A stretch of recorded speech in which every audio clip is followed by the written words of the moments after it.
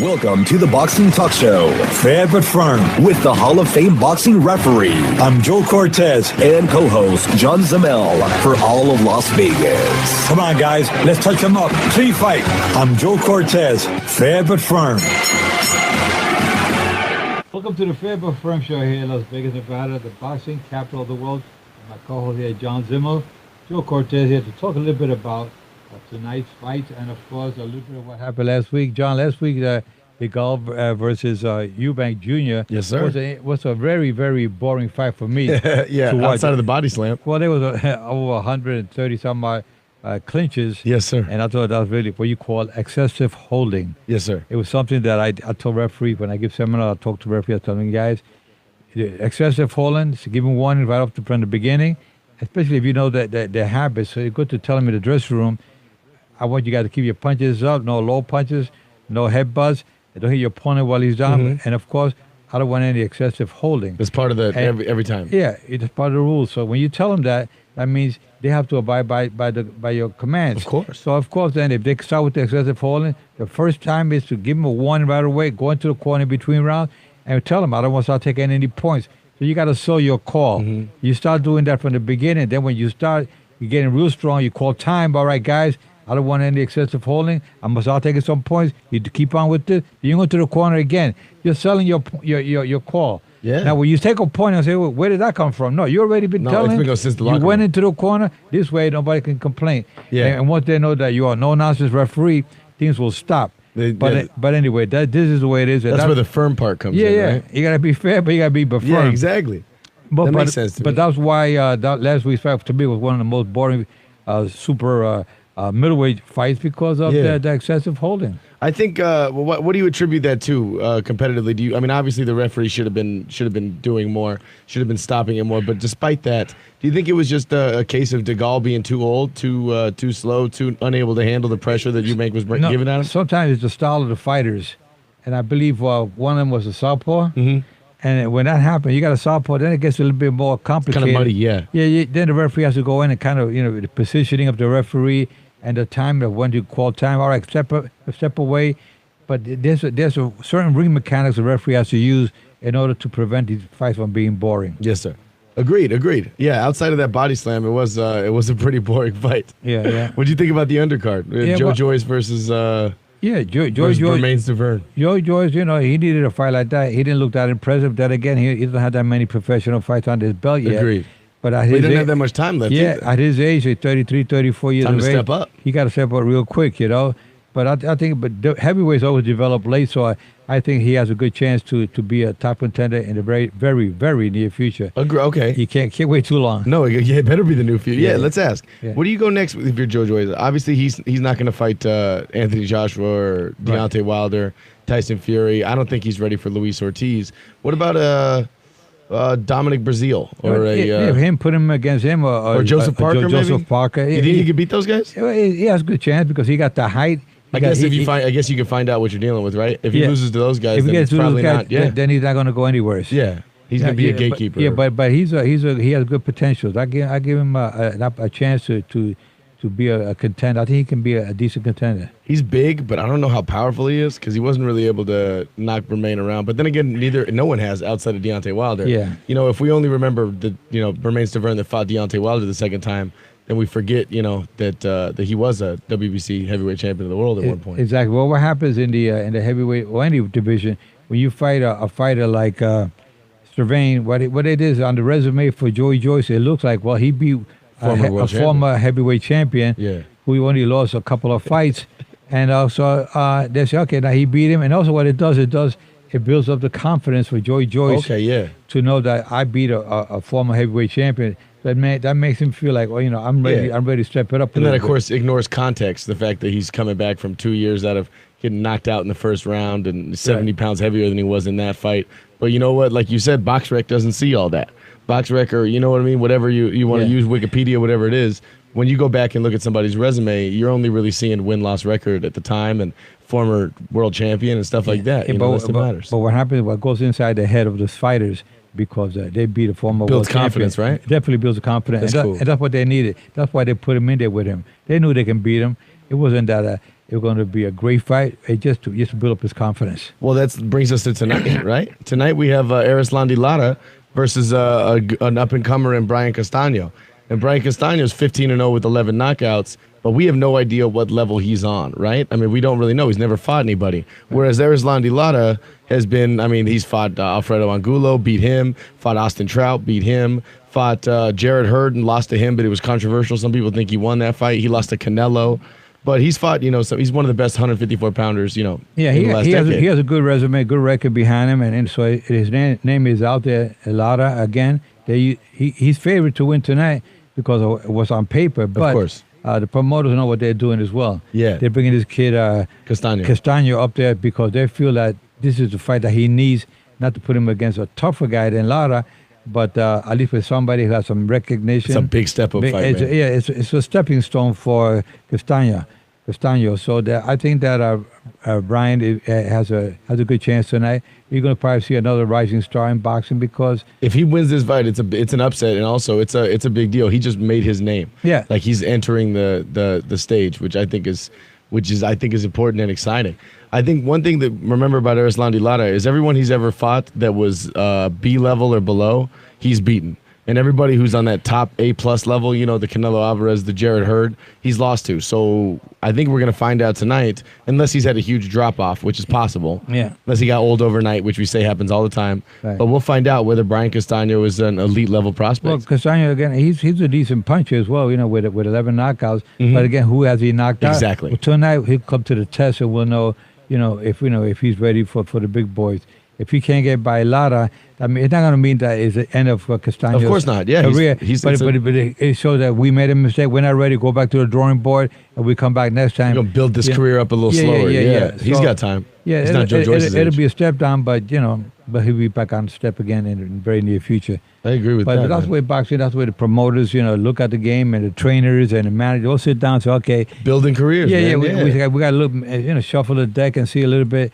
Who we're going to put in against our next fighter. We see that all the time. We talked about it last week when we were talking about Gervonta Davis. And we were saying, him and Teofimo Lopez and all these other guys who are under 25 years old are talking about fighting Lomachenko. That's never going to happen. There's just no way that happens in the next 2 years. Yeah, no, it just talk, and it's good because it talks good. It builds up their confidence. It gets them a more household name.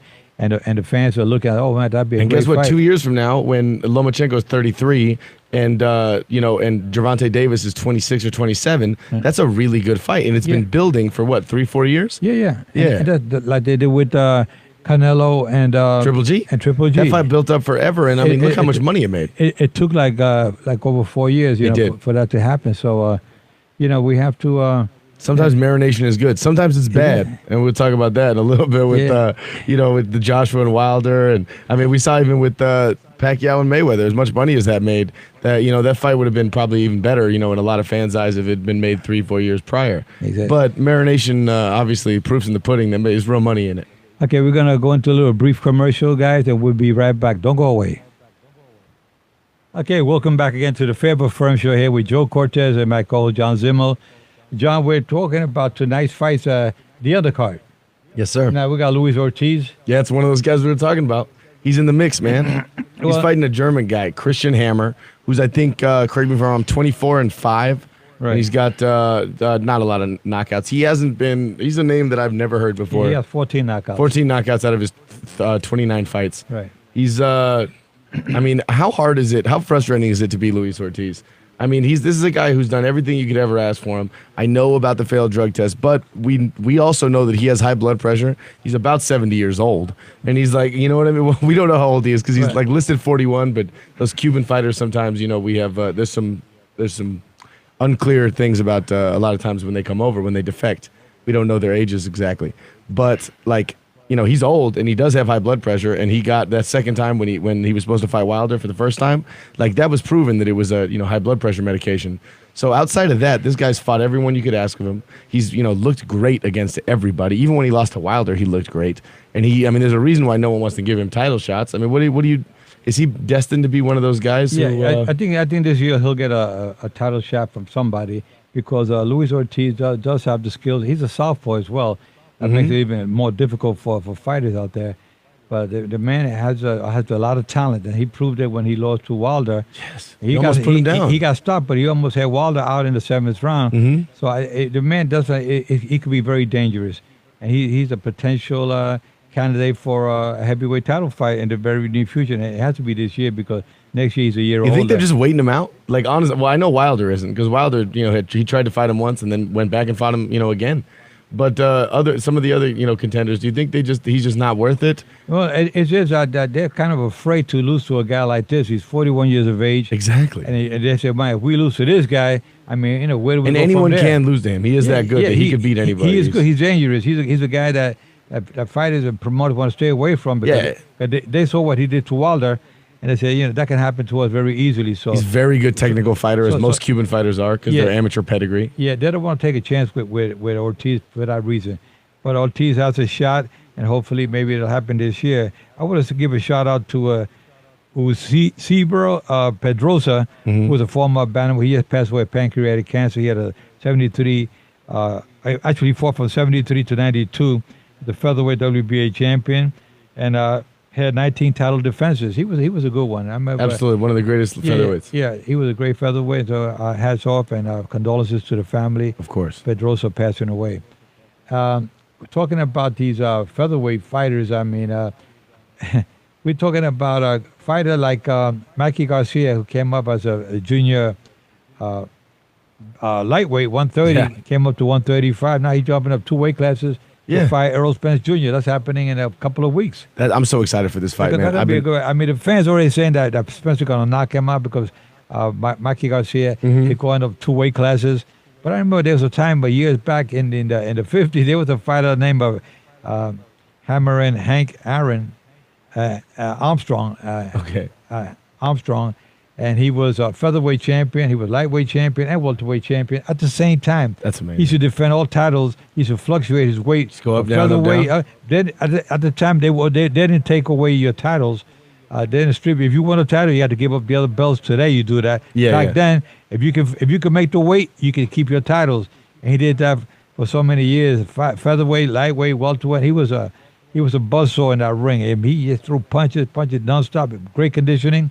And was able to manage his weight class. That's amazing, man. Yeah. I mean, some guys can just fluctuate like that. We saw it with obviously Manny Pacquiao. We even saw it with Floyd Mayweather. He handled 5 different divisions. Yeah. Floyd Mayweather won the 154-pound title 3 different times. He did it against Cotto, against De La Hoya, and against Canelo, and he never once weighed 154 pounds. Oh, yeah, right. He weighed in 152, 150, and 151. Yeah, which is just insane. I mean, some guys can just do that. They can fluctuate.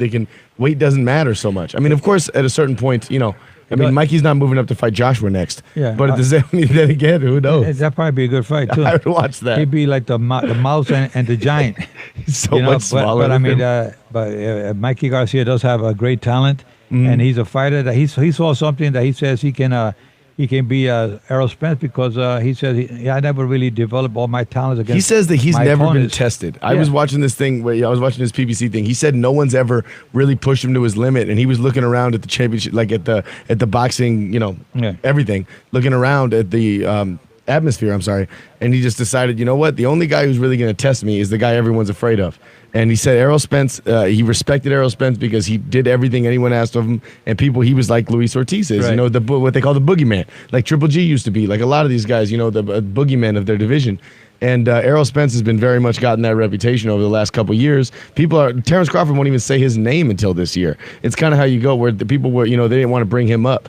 And so Mikey Garcia was like, no, I want to fight that guy. I'll go up 2 weight classes to fight that guy. Yeah, and he picked one of the toughest ones out there. I mean, but then again, I mean, Mikey Garcia is 3-time undisputed, unified champion of all 3 different weight classes. No, that guy's amazing. Not many fighters can say that. No, very few. And I think that Mikey Garcia says, I see something in this guy, and he says, I got to speak because he is faster than Errol Spence. Of course. And it's like, when you're fast and you're in that ring and you got your opponent can be good, but if he can't catch up to you, it's going to be difficult. Yeah, can't hit what you can't catch, right? That's right, exactly. That's why I say a moving fighter, and Mikey Garcia does move a lot. Mikey Garcia is one of the best fundamental fighters on the planet, too. I mean, he's one of those guys who you would teach what he does. He has great defense, good offense. Great trainer. Great trainer. He got good ring mechanics. I mean, he's got it all. He really does. That's why he's been 3-time world champion. No, undeniably. No one's saying that he's not outstanding, not a warrior, not a great. Yeah. But can he do it against the toughest welterweight? That's the real question. And wow, is it crazy? I mean, his dad and brother didn't want him to take that fight. Yeah, well, but my kid saw something, and let's see what happens. I love it. I'll give him all the credit in the world for that. That's the one thing I want to make sure. Like, win, lose, draw. He's moving up 2 weight classes to fight a man that people in his own weight class are afraid to fight. And you know what? Even if he loses, doesn't mean that his career is over. Not even close. He'll just go back to 135. Yeah, and keep running that division until But like I said, some of the great ones have done that in the past, years back. I remember there was only 12 weight classes. There was flyweight, bantamweight, featherweight, lightweight, welterweight, middleweight, light heavyweight, and heavyweight. That was it. Oh, yeah. Today you got like about 20-somehow different weight classes compared to 12 back in the day. You lose a pound, you're now a junior light. Back in those days, a lightweight would fight a welterweight. Yeah. And some of those lightweights did become welterweight champions. It happens. And a welterweight will fight for the middleweight title. Yeah, like Carmen Basile when he fought Sugar Ray Robinson for the middleweight title. Sugar Ray Robinson did a bunch of that. He jumped up in weight class. So it has happened in the past, but not since we have all these different weight classes. That is true. And there's so many different sanctioning bodies out there. But sometimes you don't even know which champions are out there today. If you ask me, and I'm a boxing expert, I cannot tell you all the champions. No, there's no way. Because that's just we do this every week, but 4 sanctioning bodies and how many weight classes? They change every week a champion. No, exactly. Yeah. It's hard to keep up with them. But I tell you that it's a good game, and it's like having a lot of fun. It's like going to school all over again, like starting kindergarten again. Yeah. To learn everything all over again because that's how it is in boxing. It just reshuffles, so many changes. The only thing I don't want to see is the changing of the rules. Sometimes that can confuse the judges or the referees, especially the referees, and the fighters themselves. They don't know what rules are applying in that particular state because of the rules that are changing. WBA has one rule, IBF has another. WBC Plus, like you said, the state, and then you have the ABC. They call it Unified Boxing Rules. Okay. And some states say no, we're not going with the ABC rules here. We're running our own rules. So you got to make sure that the fighters and the referees and judges, when they go to those states, that they know what rules are applying in that particular fight. It is kind of crazy. Yeah, it is crazy when that stuff happens. Yeah. It's kind of nuts. We're going to keep talking about it. We're going to go into a little brief commercial. Don't go away. Okay, welcome to the Fairville Firm Show here in Las Vegas, Nevada, the boxing capital of the world. Again, with my co-host John Zimmel. Hello. And Joe Cortez here. And again, I want you to give a shout out to our viewers out there and listeners. Actually, want to thank our sponsors, La Mansion and Into Boxing, for being sponsors of our show. We're really looking to get more sponsors. If you're going to talk to us a little bit more about becoming a sponsor for the show, please reach out to us at the radio station here. Absolutely. And I can tell you right now, we are going to be talking a little bit about let's go down memory lane a little bit. I like that. Before we go into the next week, we got some undercards next week, but let's talk a little bit about memory lane a little bit. I love that. Muhammad Ali, back when he became champion, Olympic champion, I remember watching him in the Golden Gloves in the finals in Madison Square Garden, and he was fighting there, and I was watching. I was 16 years of age. I was watching him, and I was saying, wow. And I won the championship, my first championship that same year at the same garden, the same arena, same Not the ring. same night. Not the same night. Okay. The year before. That's crazy. Yeah. The same year, but in the different tournament. Okay. But when he came to New York to fight for the National Golden Gloves Championship. How old was he? He was about he was about 19, 20 years old. What weight class? He was he won a light heavyweight championship. Yeah, I know that's when he fought in the Olympics. Yeah. And then he came up to become a heavyweight, one of the great ones in boxing. But it brings back a lot of memories of watching these guys, and it seemed like it was yesterday, And winning the Golden Gloves myself in the Garden, when I still wear those Golden Gloves with a lot of pride. Winning the Golden Gloves with a nice studded diamond in the middle of these two beautiful gloves. They're pretty heavy. Yeah. And a good solid of 14 carat Golden Gloves. Yeah, of course. Today they give you they're just Mickey Mouse gloves. Back in the day, back in those days, they were actually golden gloves. The Golden Gloves, they are now really they're like painted and they gold. look like they are real. And they're so heavy, Yeah. I mean, wow, what a great... But going back to those days back in the 60s when I started out in boxing with the great fighter Gaspar Indian Ortega, former welterweight contender for about 10 consecutive years, and he only got a shot at the title with Emil Griffith back in 61. when he had like 81 professional fights under his belt. Oh my God! And nobody they waited him out. Yeah. And, Luis Ortiz. Yeah. Well, they didn't want to fight it because he was a spoiler. Yeah. And these guys were coming up. They get bumped off because Gasper would beat them. But Gasper did get the title only that one time, and he lost by technical knockout against Emil Griffith in the 11th round. And Gasper was that the only time he ever got stopped? He got stopped one other time against Sandro Massinghi in Italy. And those are the only 2 times out of 185 professional fights that he had. In 1 year, That's 1965, he had 27 fights in 1 year. That's It was some weeks he was fighting 3 or 4 times a week. Jeez. He would fight tonight here in Laredo, Mexico. The other night he'll be fighting in Tijuana. Then he go into Mexico City. He was crazy. And I was on some of those cars with him. It was a great honor being his sparring partner. Even though I was only a bantamweight, he would use me for speed in that ring. And him being a top contender in the world, I was like, man, wow. He was my mentor, got me started. And, Gaspar Ortega is still alive today. He's about 81 years old, 82, and he lives up in Connecticut. His son, he's a well-renowned boxing referee, Mike Ortega. That's right. Mike Ortega is, the last name is really Benitez, and I told Mike Ortega, when he got his professional license, I said, Mike, for respecting your dad, use his name. Yeah. Because his father used Ortega, his mother's maiden name, because Ortega, he didn't want his family to know he was a fighter, because they wanted him to be a bullfighter, not a boxer. Oh, so man, anyway, safer. so he changed his name to, he used his mother's maiden name, so nobody knew it was him that was fighting. So he kept the name, that's the name they still use today. Oh my God. But the real name is Gaspar Benitez. You said his family wanted him to be a bullfighter. Yeah, and he started to do with the bullfighting. But he didn't have the love for it. Huh? He loved it, but he said, I think it's more safer taking a punch than taking one of the bull horns, I guess. Short term, long term, I guess. Yeah. I don't know. Either way, but what is he? You said 82? 80, yeah. I guess he was right. Yeah, man. yeah. That's crazy. And he's still pretty sharp considering all the fights. He was in 180s. I mean, that's something you could actually... 185 professional. 185 professional. You guys want to look him up on BoxRec or go on YouTube and see Gaspar Indian Ortega, a welterweight contender. He was a crowd pleaser. He had like 29 headliners in Madison Square Garden. Not many fighters can say when that. You think about that, you think about a guy like that, right? And then you think about, like a guy who was a welterweight contender for years and, never, 185 fights. I mean, one of the greatest fighters, like you said, should be a Hall of Famer for a bunch of different reasons. And you think of guys like, I think it's Sam Langford, so guys who never got title shots back in the day. And then you think of guys who have titles now whose names you've never heard of, and you're a boxing expert. What do you think about that? I mean, do you think that is it better now? Is it worse now? I mean, I don't hate the unification bouts, stuff like that. There are some good things about having multiple sanctioning bodies, but when you think about guys who never got their due or never got true title shots versus guys like now who maybe, would never been able to step in their ring with them, but they have, belts. What do you think about stuff like that? Well, I don't think it's fair to the fighters of yesteryear because I mean, the fighters back then, and they had less weight classes. Like I said, there was only like 12 weight classes. Today you got like maybe 18 weight classes. 18 weight classes of 4 sanctioned bodies. Yeah. And so, I mean, it's good in the sense that on the business side because promoters, fighters, now they get a better opportunity to fight for a title. Like Gaspar Ortega, if he would have been around today, he would have been champion for sure. He would have been fighting for the title many times, not only just once. But get more chances at it. Yeah, get more chances. Like Sean Porter, he didn't get. He missed his chance a couple of times, and then now he's the WBC champion. Well, let's talk about Sean Porter. He got a fight coming up next week. He's defending that title against Yordenis Ugas. Yeah, Ugas can beat him. I don't hear enough talk about it. Ugas is very dangerous. Absolutely, he's a dangerous boxer. He's from Cuba. He lives here in Las Vegas, and he's a decent puncher. He can take a good punch.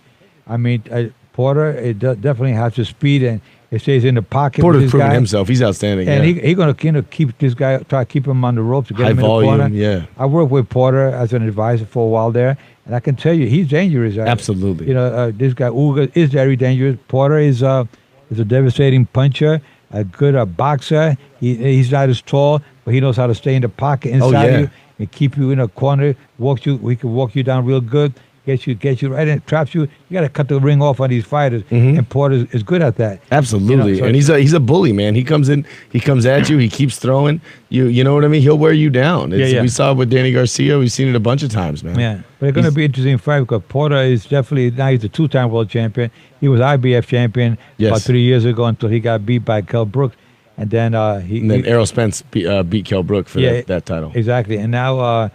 Sean Porter come back after Keith Thurman got stripped of the title for not defending it because he had some injuries, but it was so long that title was vacant, and then Sean Porter fought it with Danny Garcia. But yeah, this is the 147-pound green belt on the line. Yeah. I mean, this is a big fight, and that comes out next week. We'll do a full fight preview about that next week.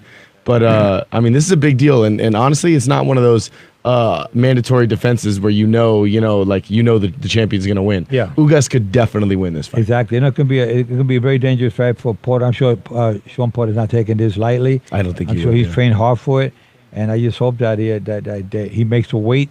But Sean Porter, he's a big dude. Yeah, he's big in the sense that he's outgrowing his 147, but he knows he wants to keep this belt.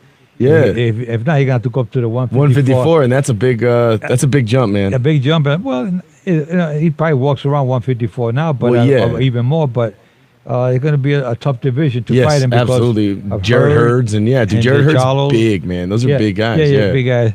Anyway, fans, I just want to tell you that it's been great to have you on the show today, listening to us on the show today, because John Zimmerman and I are always try to give you the latest information, the best results, and the upcoming fights. And I want to tell you, fans out there, have a good heart, love your friends, and you love your enemies, love them all, because there's nothing better than having a good heart. And keep your guards up at all times, because if you drop your guards, you're going to get hit. You get hurt, you may take the full count. But real champions, even though you get knocked down, you get up and you continue going.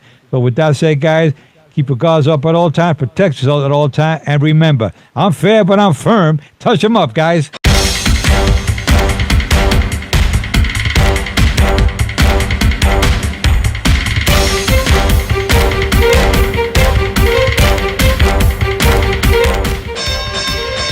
Fair but firm with the Hall of Fame boxing referee. I'm Joe Cortez for all of Las Vegas. Come on, guys, let's touch them up. Fight. I'm Joe Cortez. Fair but firm.